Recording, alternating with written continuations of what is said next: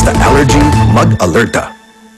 Ang unang hirit at alerta, kakampi nyo laban sa sakit. Sa unang hirit, serbisyong totoo ang unang hirit, ang saya-saya. Sa unang hirit.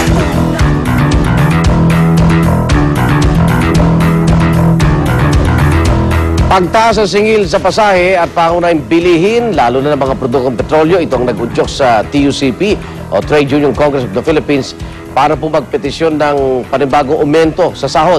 Ang kanilang hiling, 75 pesos across the board wage hike sa buong NCR. Hindi raw po kasi sapat ang 22 pesos na salary increase na binigay noong 2010.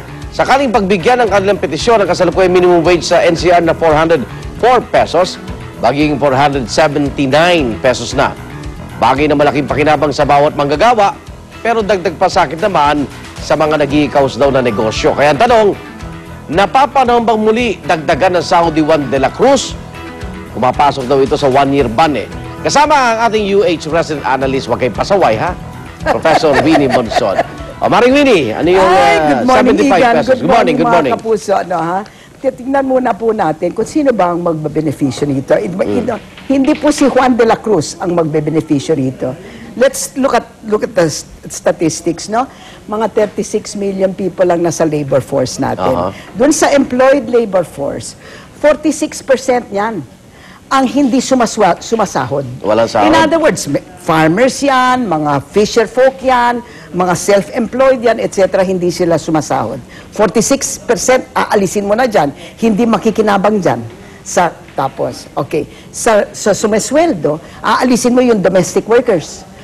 Kasi hindi sila kasakop ng minimum wage. That's another 5.5%. Aalisin mo yung gobyerno, employees, hindi sila sakop sa minimum wage, that's another 8%, 13% nun. Alisin mo yung mga sumisweldo sa maliliit na establishments. Kasi exempted sila sa minimum wage. That's another 15%. In other words, 46 plus 5 plus 8 plus 15. Siguro, ang labas nun, 75% po ng mga manggagawang Juan de la Cruz ay hindi po magbe-beneficio dyan sa minimum wage. Okay? So, only 25%. Lucky! Yung 25, tataas yung sweldo. Yung 25, tataas ang sweldo nila. But pag pataas ng sweldo nila, syempre, sasama yan sa pagtataas rin ng presyo. Kasi yung mga kompanya, tataasin rin nila ang presyo kasi tumaas ang kanilang cost, tataasin nila ang presyo. Sino naman ang talagang ma-disadvantage? Yung mga retiradong private sector. Retirado, hindi tumataas ang kanilang pension. Yung government sector, tumataas ang pension nila. Pero yung private sector, hindi tumataas. In other words, merong nagbe-benefit dito at merong nagwawalaan dito. So, tatanungin natin sa sarili natin, ano ang gagawin natin dun sa mga mawawalaan? Right? That's the question. In other words, hindi it's kind bigla-bigla. Hindi pwedeng bigla-bigla. And of course, we have the TUCP here. Tatanungin natin sa kanila kung ano ang basehan ng kanilang calculations. Pakilala natin si Rafael Mapalo ng TUCP. Ayan, Maring Winnie, tanongin mo na siya. Good morning. Ayan, good morning. Dito sa kwanyo, sa inyong estimate, meron kayo rito 40 pesos of that 75 pesos is yung mga since 1989, mga real wages na hindi tumaas. Paano naman yan? I mean, why do you include that here? Since 1989, you will, in other words, ask the government and the people now to bear the responsibility of 21 years. Ano yun? Paano nangyari yun? Maring Winnie, 42 pesos. ang GNP ay tumataas. Tumataas ang productivity, Hindi tumataas ang productivity natin. Ayan ang problema ng bansa. Is that the productivity is very, very low in going up. Kasi kung tataas ang productivity, talagang tataas ang wages. Pero hindi tumataas ang productivity eh. Bakit? Ayun nga ang problema. What is the problem? Yung productivity of labor is not going up. Why? Kasi wala silang skills. Wala silang education. Kokonti po Hindi ba? Dito sa ating sa ating bansa, yung sa mga mahihirap, oh my goodness, 22% are out of school, hindi pa nagse-second grade. Ay, hindi pa nagpo-fourth grade. Oh, paano yan? Pagpasok nila sa labor force, they work so hard. So, mano-mano lagi. Work so hard, pero talagang wala. Hindi yung maasenso. Hindi yung maasenso. So, go ahead, sweetheart. Maring Winnie, maaring maliit yung growth ng productivity, pero if titignan natin yung GNP, GDP, all these years tumataas. Pero yung real wages o wages ng mga manggagawa bumababa. Saan napupunta ang pera? 21 years, walang pagtaas sa tunay na sahod ng mga manggagawa. Sandali lang, Paeng, ha? When you talk about the GNP rising, you must also talk about the population rising. Right? So per capita GNP has not been going up that much.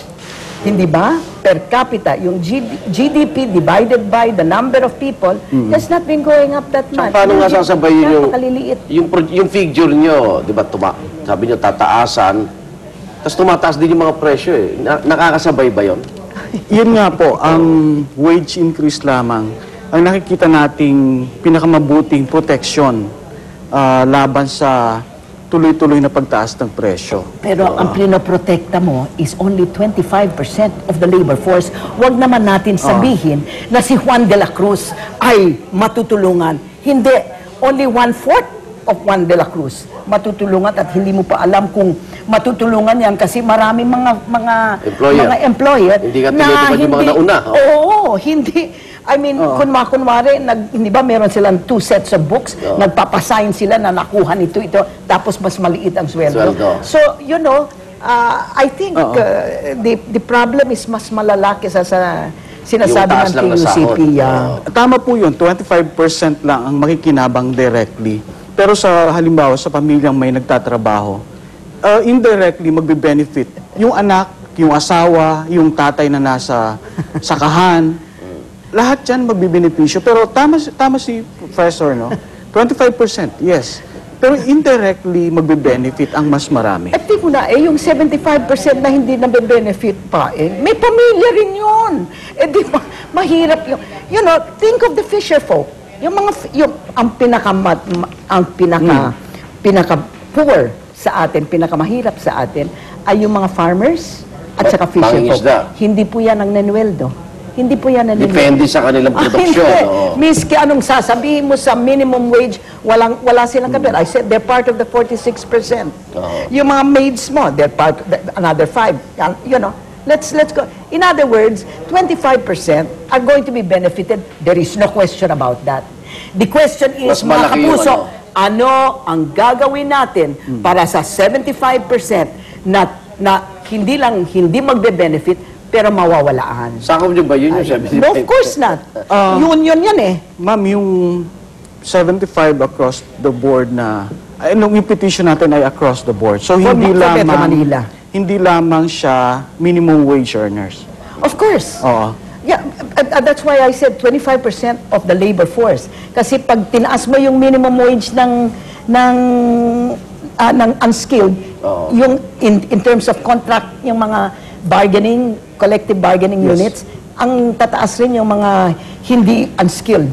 In other words, the wages of the others. But that's part of the 25%. That's part of the 25%. So ano titirang option nyo para makasabay naman itong mga manggagawa natin? Bukod sa taas ng sweldo. Kung mapapaganda po natin ng social services. Ayan. Let's start with education. Now, I totally agree. Sa healthcare, no? Yung services para non-wage benefits. In other words, kailangan talaga susumpuin natin yung problema at the very bottom. Kailangan itong mga batang ito get education, at least up to the 6th grade. Kung sa ngayon, 32% na pagdating ng 6th grade, nawala na yung 32 out of every 100 children that go to school. Anong mangyayari sa ating labor force? Ayan, kawawa sila. Last point pa, 1 year ban, may pag-asa ba kayo mapagbigyan dito sa 25 pesos across the board? Within the 1-year ban po, may sinasabi silang hindi pwedeng magtaas ng sahod unless merong supervening conditions. Kagabi lang, sinasabi ng mga asosasyon ng mga groceries, tumaas ng presyo ng mga bilihin by 4 to 6%. Parang RTW-PB at NWPC na lamang ang hindi nakakakita na meron talagang basihan yung wage petition natin. 46%. 4 to 6%. 4 to 6%. Yes. Takot ko sa... Okay. May part 2 tayo. Maring Winnie, may part 2 tayo. Okay. Ay, Rafael, maraming salamat ha. Rafael Mapalo po ng Trade Union Congress of the Philippines at Maring Winnie, maraming salamat. But I want to congratulate Paeng because he's trying to help the workers that are under his authority. Ito yung mga sa union workers, etc. Pero wag natin talagang, let us not Mas malaki. that we think that it's all Juan de la Cruz. Not Okay. all. Unang balita na, narito na agad. Okay. Thank you, sweetie.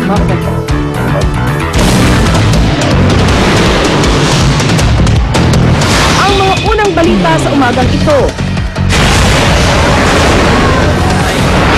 Presyo ng ilang gulay sa Clover